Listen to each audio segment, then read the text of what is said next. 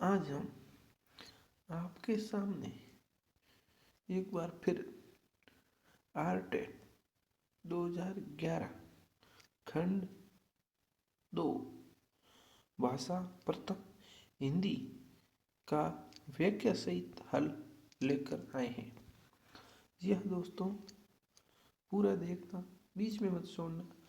पूरा पेपर हिंदी का प्रश्न संख्या 31 से 60 तक सॉल्यूशन में बता रहा हूँ।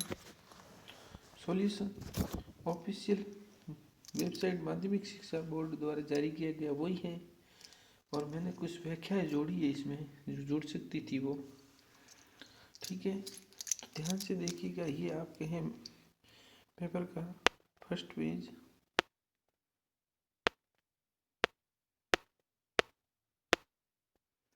देख लिया, आगे वाला पेज भी देख लीजिएगा आसानी से। अंक भार है भाषा प्रथम का, देखिए यहाँ पर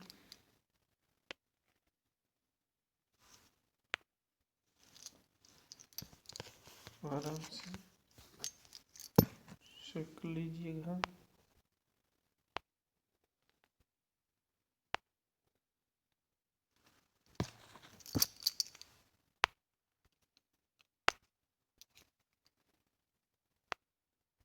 चलो दोस्तों, अंक भार देख लिया।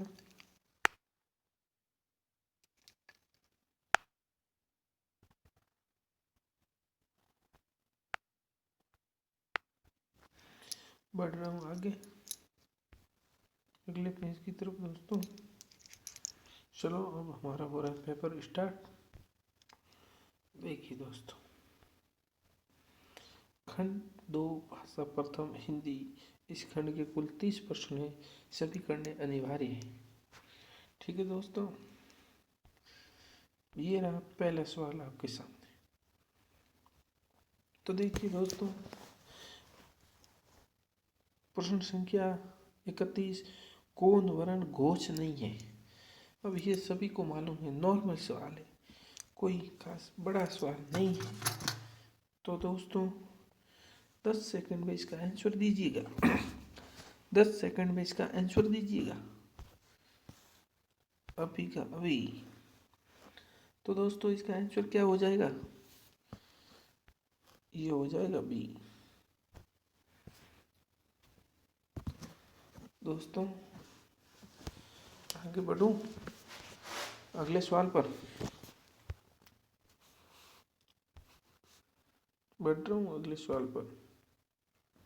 ये देखिए सवाल संख्या 32, प्रश्न 32वां, किस शब्द में री स्वर नहीं है। देखिएगा दोस्तों, कौन से शब्द में री नहीं है ये बताना आपको। तो देखिए, ए ऑप्शन कृपा, बी ऑप्शन कृष्ण, सी दृष्टि और डी रिवाज। तो देखिए दोस्तों,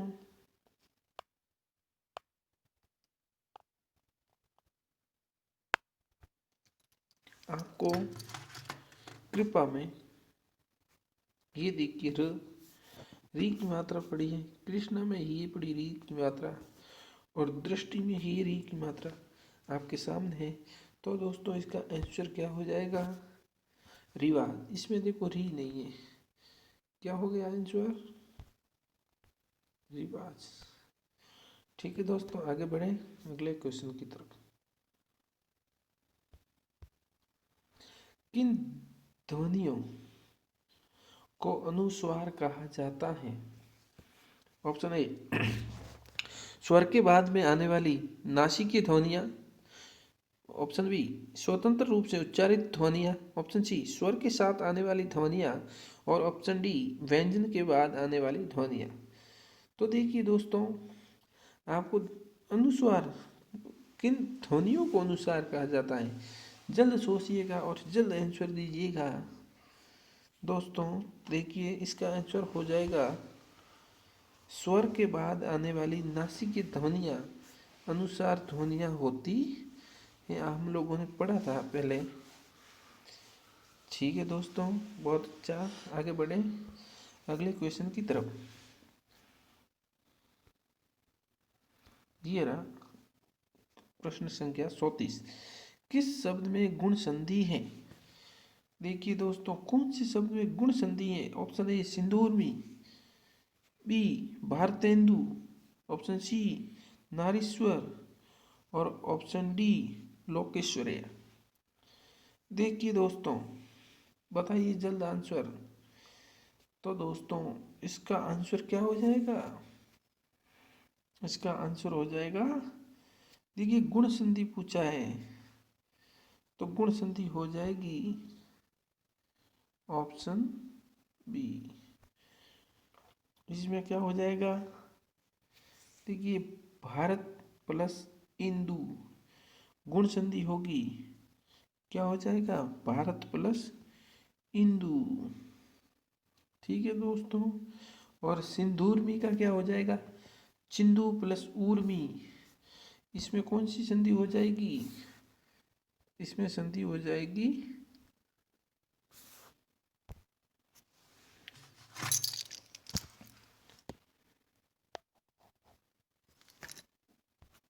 दीर्घ संधि हो जाएगी।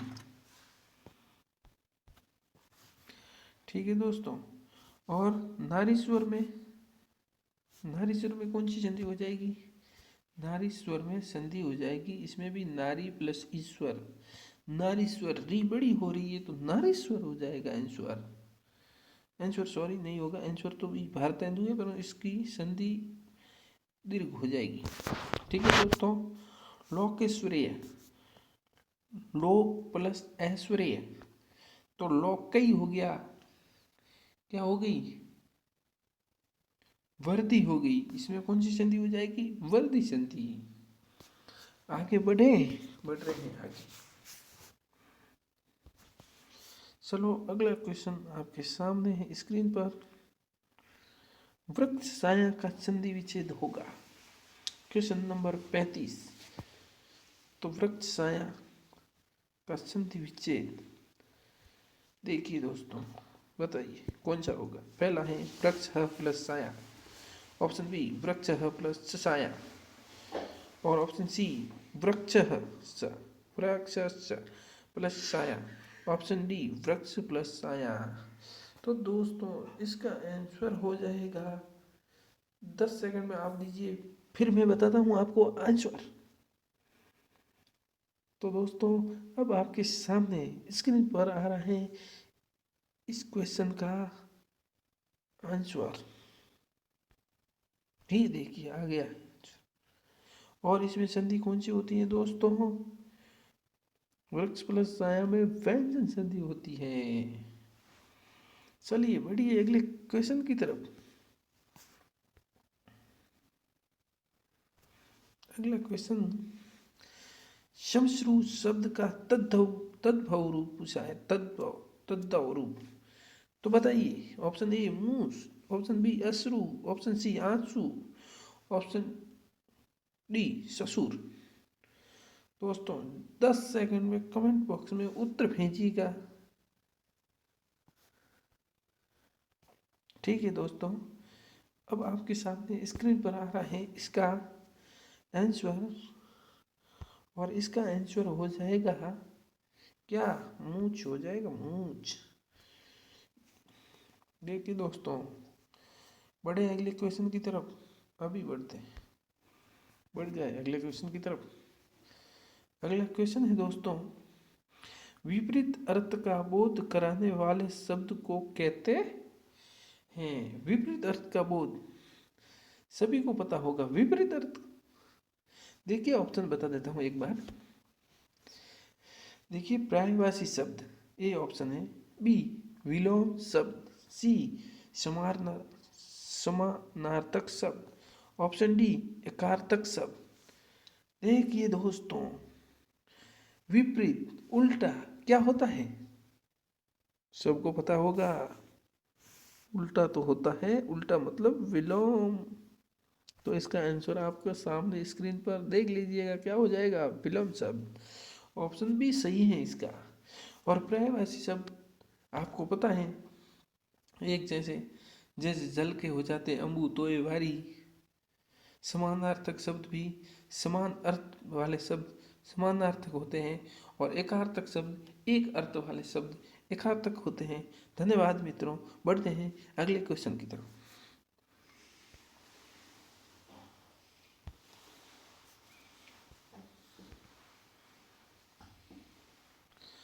अगला क्वेश्चन है वर्ण शब्द का अर्थ नहीं होता है। अब देखिए दोस्तों, वर्ण शब्द है इसका अर्थ नहीं होता है। अब देखिए ऑप्शन ए रंग, ऑप्शन बी आकाश, ऑप्शन सी जाति, ऑप्शन डी अक्षर। तो जल्द 10 सेकंड में आंसर आना चाहिए। मेरे को लग रहा है सभी ने दे दिया है आंसर। अब मेरे को भी स्क्रीन पे आपके सामने आंसर बताना चाहिए। आगे आपके साथ आंसर क्या हो जाएगा इसका आंसर आकाश। वर्ण शब्द का अर्थ आकाश नहीं होता। अभी दूसरों वर्ण को रंग भी कहा जाता है, वर्ण को अक्षर भी कहा जाता है और वर्ण को जाति भी कहा जाता है। इसी के साथ स्क्रीन पे आपके सामने आ रहा है अगला प्रश्न।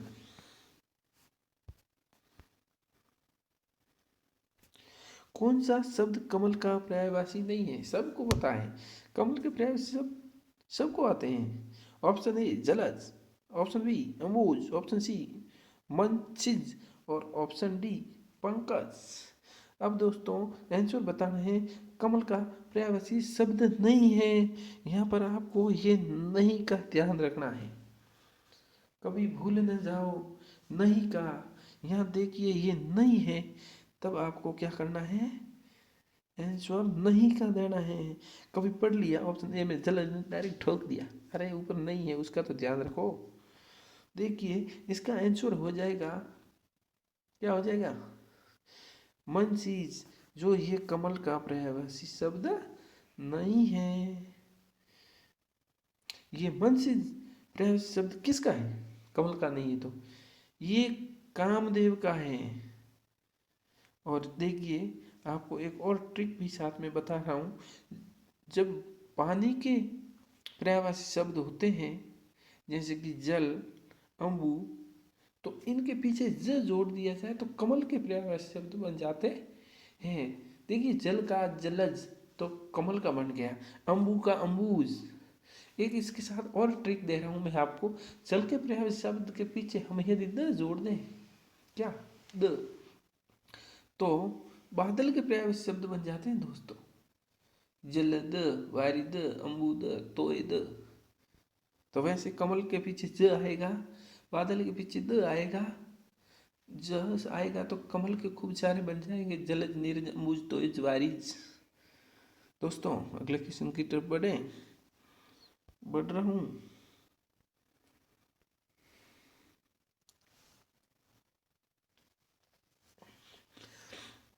देखिए दोस्तों अगला क्वेश्चन आपके सामने स्क्रीन पर। जिसका मन व ध्यान दूसरी तरफ हो के लिए एक शब्द बताना है दोस्तों। ऑप्शन ए मनन, ऑप्शन बी बेध्यान, ऑप्शन सी मनवा, ऑप्शन डी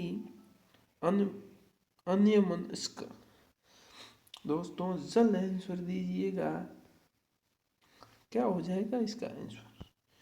तो इसका आंसर हो जाएगा ये स्क्रीन पर आपके सामने है अन्यमनस्क। ठीक है दोस्तों, बढ़ते हैं अगले क्वेश्चन की तरफ। अगला प्रश्न आपके सामने स्क्रीन पर। प्रश्न है अभिधा शब्द शक्ति में, अभिधा शब्दी में ऑप्शन है ए वाच्यार्थ प्रकट होता है, बी लक्ष्यार्थ प्रकट होता है, सी व्यंग्यार्थ प्रकट होता है और डी विचित्र अर्थ प्रकट होता है। जल्द आंसर दीजिएगा दोस्तों।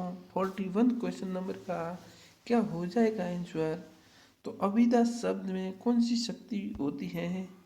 तो अभिधा में वाच्यार्थ प्रकट होता है, तो इसका आंसर हो जाएगा ऑप्शन ए। साथ ही में आपके सामने स्क्रीन पर है 42वां प्रश्न। भाववाचक संज्ञा के अंतर्गत आते हैं। भाववाचक संज्ञा के अंतर्गत क्या आते हैं? ऑप्शन ए पशु पक्षी आदि, ऑप्शन बी गुण दोष आदि, ऑप्शन सी दिशाएं आदि, ऑप्शन डी आभूषण आदि। तो जल्द आंसर दीजिएगा। तो इसका आंसर दोस्तों हो जाएगा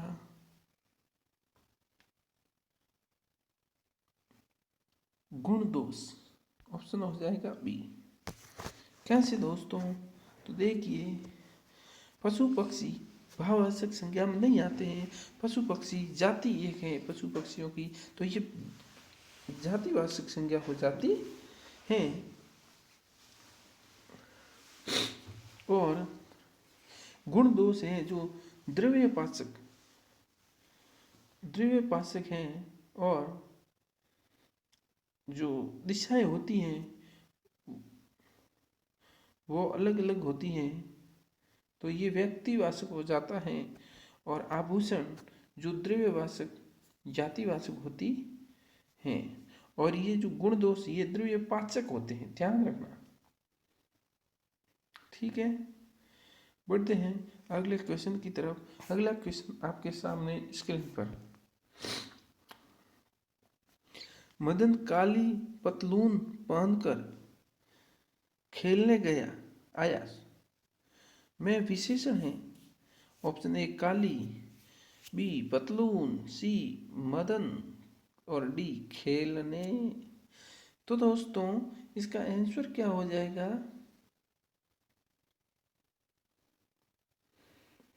दोस्तों इसका आंसर हो जाएगा काली। काली क्या है? इसमें विशेषण है। कैसे कि विशेष्य पतलून, क्योंकि पतलून का गुण बता रहा है कि काली है। पतलून कैसी है?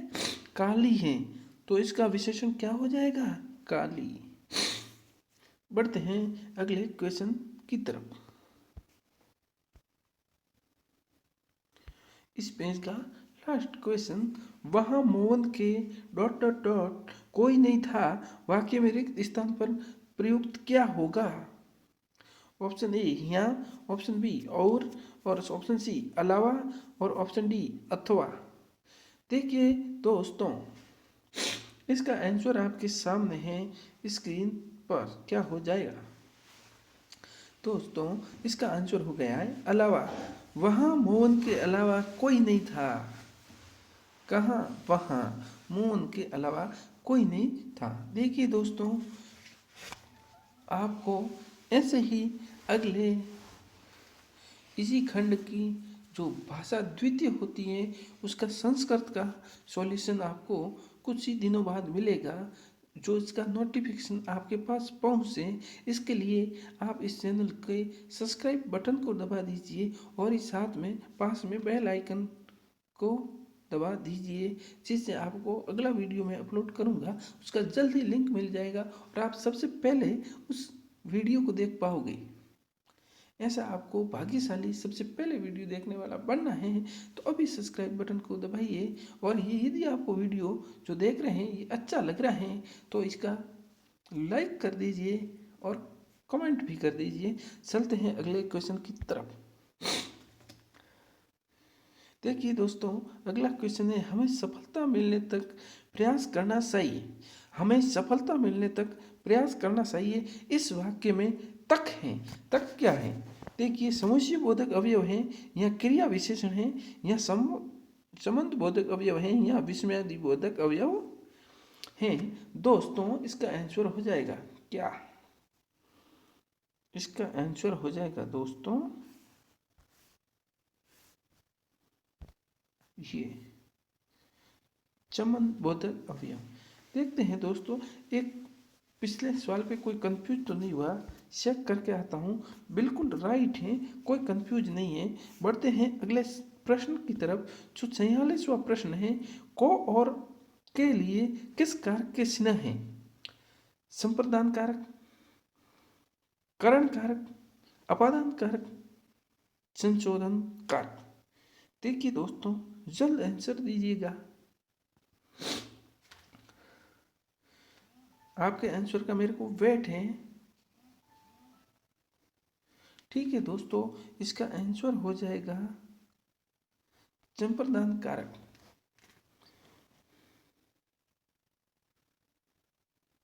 देखिए संप्रदान कारक कब होता है, देखिए कुछ दिया जाए या किसी के लिए कुछ किया जाए तो संप्रदान कारक होता है।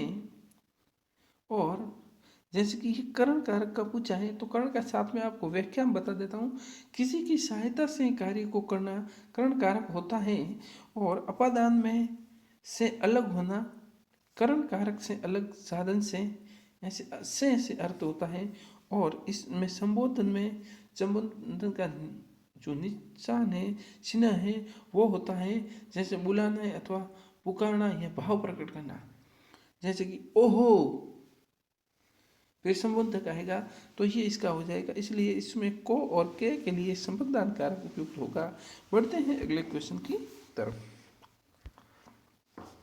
दोस्तों अगला प्रश्न है, उद्देश्य और विधेय किसके अंग हैं? ऑप्शन ए वाक्य, ऑप्शन बी रचना, ऑप्शन सी शब्द, ऑप्शन डी अर्थ। 10 सेकंड में जल्द आंसर हमें भेजिएगा। तब तक हम बता रहे हैं इसका आंसर आपके सामने स्क्रीन पर। मिल गया दोस्तों आपको आंसर? जी हाँ, आपको आंसर आपके सामने स्क्रीन पर मिल गया है। बढ़ते हैं अगले प्रश्न की तरफ। जो अगला है प्रश्न, तेंदुलकर ने एक ओवर में 5 छक्के लगाए, इस वाक्य में उद्देश्य क्या होगा? देखिए ए छक्के, बी तेंदुलकर, सी ओवर और डी 5। तो देखिए 48वें क्वेश्चन का आंसर आपके सामने स्क्रीन पर है। उद्देश्य क्या है? तेंदुलकर जितने छक्के लगाए कितने? 5। ठीक है दोस्तों, बढ़ते हैं अगले प्रश्न की तरफ। अगला प्रश्न है पूरा स्क्रीन के सामने, ये देखिए तीनों प्रश्न लेके आ गया हूँ आपके सामने। विराम चिन्ह का नाम है अर्ध विराम, विराम, अल्प विराम, हंस पद। देखिए दोस्तों 4 ऑप्शन आपके सामने हैं, तो इसका आंसर बताइए जल्दी का जल्दी। और इसका आंसर क्या हो जाएगा? इसका आंसर हो जाएगा अर्ध विराम। जो ऊपर चिन्ह दिया गया है इसका अर्ध विराम है। अब विराम कैसे होता है आपको बता देता हूँ। देखिए अर्ध विराम का ये ऊपर जो चिन्ह दिया गया है कुछ ऐसा दिया गया है। ठीक है दोस्तों, और पूर्ण विराम होता है वो ये खड़ी पाई होती है। ठीक है, जैसे ये हंस पद के पीछे लगी हुई है। और देखिए अल्प विराम यानी कि आपको ऐसे छोटा सा एक ऐसा पॉइंट दिखता है ऐसे, वो होता है अल्प विराम। और हंस पद होता है वो जो कोई पद बीच में छूट जाए तो उसको प्रदर्शित किया जाता है ऐसे निशान से। ऐसा निशान होता है वो हंस पद होता है। ठीक है दोस्तों, गणित में इसको घात के रूप में माना जाता है। दोस्तों बढ़ते हैं अगले क्वेश्चन की तरफ। अगला क्वेश्चन 50वां है, जो किसी कठिन शब्द को स्पष्ट करने के लिए किस विराम चिन्ह का प्रयोग किया जाता है? ऑप्शन ए है विवरण चिन्ह, ऑप्शन बी निर्देशक, ऑप्शन सी कोष्टक, ऑप्शन डी उप विराम। तो दोस्तों इसका आंसर जल्दी भेजिएगा हमें, तब तक मैं आपके सामने स्क्रीन पर आंसर लेके आ रहा हूँ।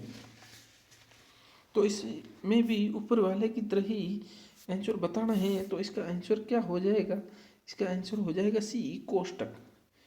देखिए किसी कठिन शब्द को स्पष्ट करते हैं हम कोष्टक में करते हैं, और किसी का उर्फ नाम लिखते हैं तो वो भी कोष्टक में लिखते हैं। कैसे कैसे कि कोई किसी के पीछे ऐसे कोष्टक कर दिया जाता है, जैसे कि विवरण चिन्ह। तो विवरण चिन्ह आपके सामने देखिए, हम कोई भी हेडिंग लगाते हैं तो उसके पीछे ऐसा कुछ निशान करते हैं ऐसे, तो वो क्या हो जाता है? विवरण चिन्ह। ठीक है, निर्देशक। निर्देशक क्या होता है? तो दोस्तों निर्देशक होता है ये ऐसा, ठीक है दोस्तों। और उप विराम होता है ऐसा, या फिर होता है अपूर्ण विराम, ठीक है दोस्तों। बढ़ते हैं अगले क्वेश्चन की तरफ। अगला क्वेश्चन आपके सामने स्क्रीन पर है, ठीक है दोस्तों। अवसर का लाभ उठाना के लिए उपयुक्त है क्या है? क्वेश्चन पहला ऑप्शन है बहती गंगा में हाथ धोना, ऑप्शन बी आकाश पाताल एक करना, ऑप्शन सी फूला न समाना, ऑप्शन डी अंगारों पर पैर रखना। तो देखिए दोस्तों इसका आंसर हो जाएगा, क्या हो जाएगा? बहती गंगा, अवसर का लाभ उठाना यानी बहती गंगा में हाथ धोना, आंसर हो जाएगा बहती गंगा में हाथ धोना, ठीक है दोस्तों। तो आप कहोगे कि इस आकाश पाताल एक करना, इसका क्या मतलब होगा? तो इसका मतलब होगा कि बहुत अधिक परिश्रम करना। फूला न समाना क्या होगा? अत्यधिक प्रसन्न होना, खुश होना। तो आगे होगा अंगारों पर पैर रखना, अपने आप की संकट में डालना या कठिन कार्य करना। बढ़ते हैं अगले क्वेश्चन की तरफ दोस्तों। बाधा डालना मुहावरे का अर्थ होगा, ऑप्शन ए पाला पड़ना, ऑप्शन बी रोड़ा अटकना, ऑप्शन सी बरस पड़ना, ऑप्शन डी दो दांतों में जीभ होना। तो दोस्तों इसका आंसर आपके सामने स्क्रीन पर है, और रोड़ा अटकना आंसर मिल गया है आपको।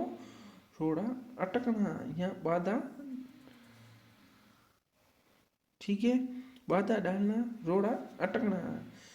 तो देखिए ये पाला पड़ना ये हो जाएगा काम पड़ना, और सी में है बरस पड़ना यानी क्रोधित होना, और डी में है दांतों में जीभ होना यानी इस प्रकार विद्युतियों या शत्रुओं के घिरे रहना जिस प्रकार जीभ दांतों के बीच घिरी रहती है।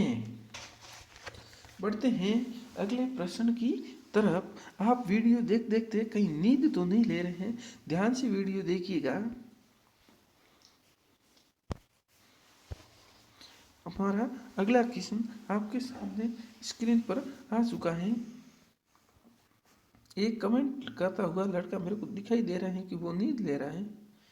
चलिए, अपना हाथ जगन्नाथ का अर्थ होगा, ऑप्शन ए मनमानी करना, ऑप्शन बी अपना हाथ पूजनीय होता है, ऑप्शन सी ये अपने हाथ से काम करना ही उपयुक्त होता है, और ऑप्शन डी ये अपने हाथ से दान करना। तो दोस्तों इसका आंसर क्या हो जाएगा? आंसर जो आप कमेंट करते हैं तब तक आपके सामने देखिएगा स्क्रीन पर आंसर आ चुका है।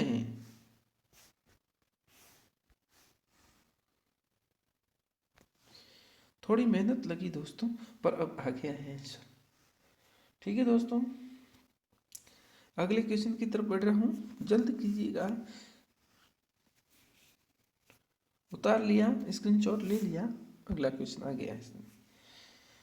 अब देखिएगा दोस्तों, जल्द कीजिएगा। मैं तुम सबको खूब समझाता हूँ, तुम सब एक जैसे हो के लिए उपयुक्त है, ऑप्शन ए शोर शोर मोशिर भाई, ऑप्शन बी एक ही थैले के छट्टे बट्टे, ऑप्शन सी केर बेर का संग, और ऑप्शन डी जैसे नागनाथ वैसे सापनाथ। ठीक है, इसका आंसर आपके सामने स्क्रीन पर आ रहा है। तो इसका आंसर हो गया है बी, ये देखिए आपके सामने। बढ़ते हैं अगले प्रश्न की तरफ। अधिसूचना का प्रकाशन कहाँ होता है?